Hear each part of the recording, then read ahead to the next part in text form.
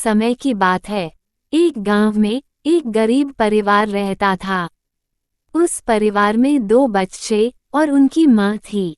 उनकी माँ अक्सर बीमार रहती थी, जिसकी वजह से वह ज्यादा कुछ काम भी नहीं कर पाती थी और बच्चे जब छोटे थे तभी उनके सर से पिता का साया छूट गया था।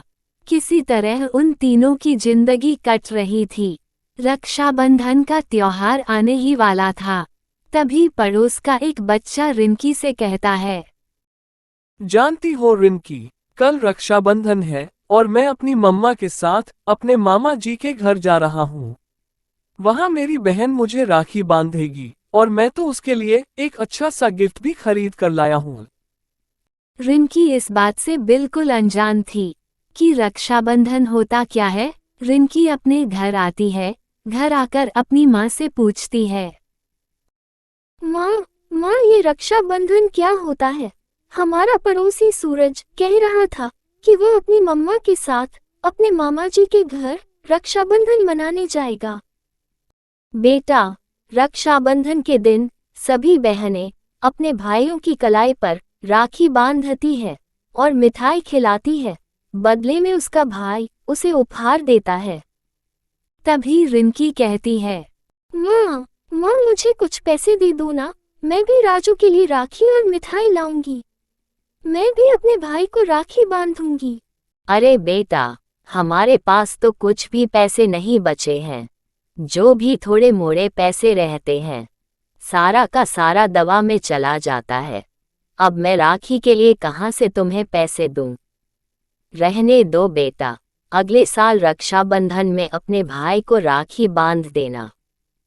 ये सुनकर उसका भाई रोने लगता है और कहता है, नहीं माँ, मुझे भी अपनी दीदी से राखी बंधवाना है और उसे कुछ गिफ्ट भी देना है। मैं भी रक्षाबंधन का त्योहार मनाऊंगा। कुछ पैसे दे दो न। ये सुनकर माँ की आंखों में आंसू आ जाते हैं और कहती है, हे भगवान, ये तेरा कैसा इंसाफ है। किसी को इतना भी गरीब और लाचार न बनाओ कि वो अपनी बच्चों को एक छोटी सी खुशी न दे पाए। रिंकी समझदार थी। वह राजू को समझाती है, चुप हो जा भाई, आज अगर हमारे पापा होते तो हम भी रक्षाबंधन का त्योहार मनाते। लेकिन तू उदास मत हो, मैं कुछ न कुछ उपाय करती हूँ। इतना कहकर वह घूम घूम कर कबाड़ इकट्ठा करने लगती है।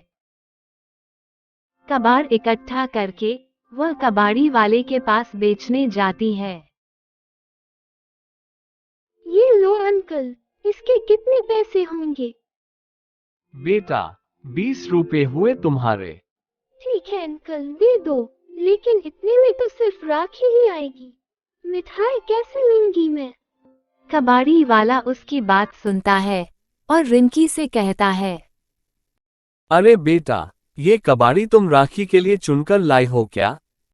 हाँ अंकल, कल रक्षाबंधन है न, तो मुझे अपने भाई को राखी बांधना है।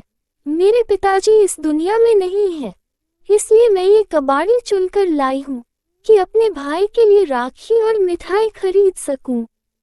लेकिन इतने में तो सिर्फ राखी ही आ पाएगी। मुझे बिना मिठाई के ही राखी बांधना पड़ेगा। ये सुनकर कबाड़ी वाला भावुक हो जाता है और उसे दया आ जाती है।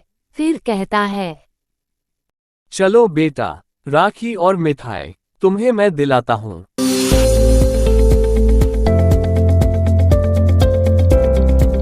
वो रिंकी को राखी और मिठाई खरीद कर देता है और कहता है,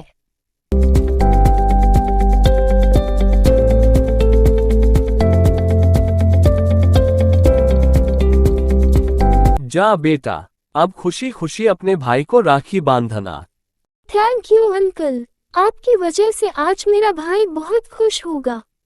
राखी और मिठाई लेकर रिंकी अपने घर चली जाती है और वो अपनी मम्मी को सारी बात बताती है।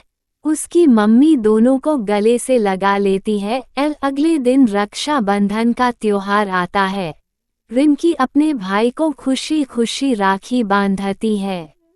और मिठाई खिलाती है। दोनों बच्चे बहुत खुश थे।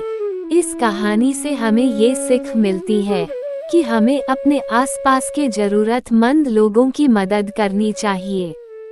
हमारी एक छोटी सी मदद से उनके जीवन में अपार खुशियां आती है। दोस्तों, ये कहानी कैसी लगी हमें कमेंट करके जरूर बताएं। वीडियो को लाइक व शेयर करें तथा चैनल को सब्सक्राइब करें। धन्यवाद।